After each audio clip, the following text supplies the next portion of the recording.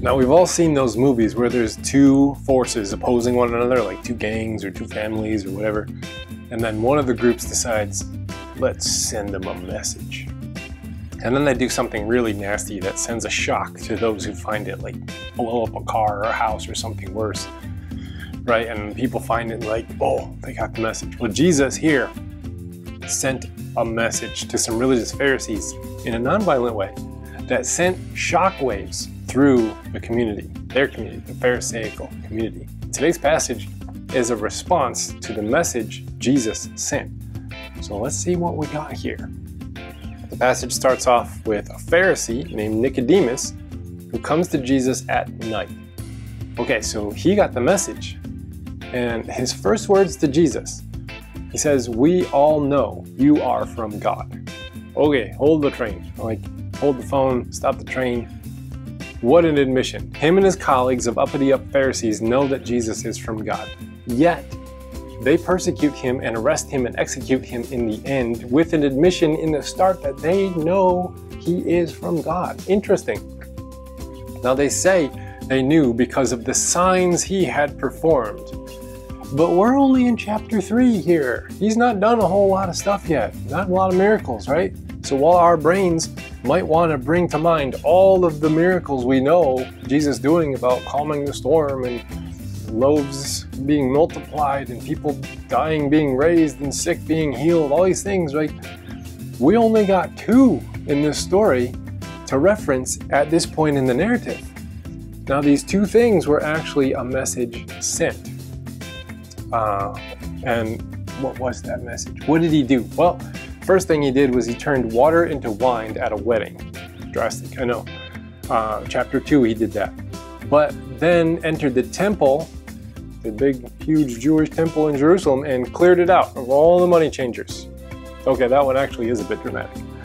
Now, these 2 acts are referred to not as miracles, but as signs. And there is a single message to both of those actions. So turning water into wine is not some cool party trick that Jesus knows how to do. Like, hey guys, I got a trick, I got a magic trick. Let me show you what I can do. It wasn't that. The act of turning water into wine at a wedding, which had no wine because they ran out, is going to draw everybody's mind back to Isaiah 24, where the idea of the earth sitting in the darkness of death's curse is referred to as it's like we have no more wine, the wine is dried up. There's no joy left. So Jesus has the people fill 6 water basins used for hand washing with water and then take it to the master of ceremonies, and it, lo and behold, is the best wine ever. Which then illustrates Isaiah 25 when God says, "When I return to make everything right, it will be like a feast with the finest wines." So, the message sent is, I am the long-awaited Messiah, come to heal the world of death's curse. First sign, first message. That was pretty good. That's better than a party trick if you ask me. But then Jesus immediately goes to the temple and clears it of all the money changers. So he's sending a message now that this temple, under the control of the religious elite, the Pharisees, is now like these empty religious wash basins over here that he just turned water into wine in. They're unable to make anybody clean. So God is about to do something new. He's going to remake the world on the foundation of love that casts out fear. And the biggest threat to humanity, death, is being transformed into a gateway into this new world through the resurrection of Christ. Okay, that's a big message sent. Nicodemus is curious. You're saying my temple system is bunk and is useless, right? This is scary news. He's got a lot of vested interest in this temple system. His job's there, his culture's there, his people are there.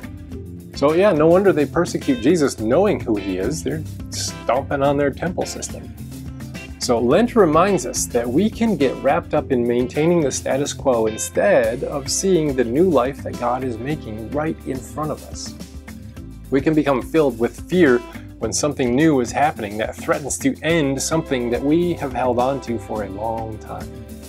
And we can become defensive, combative, and actually fight the forces of life and resurrection in our life.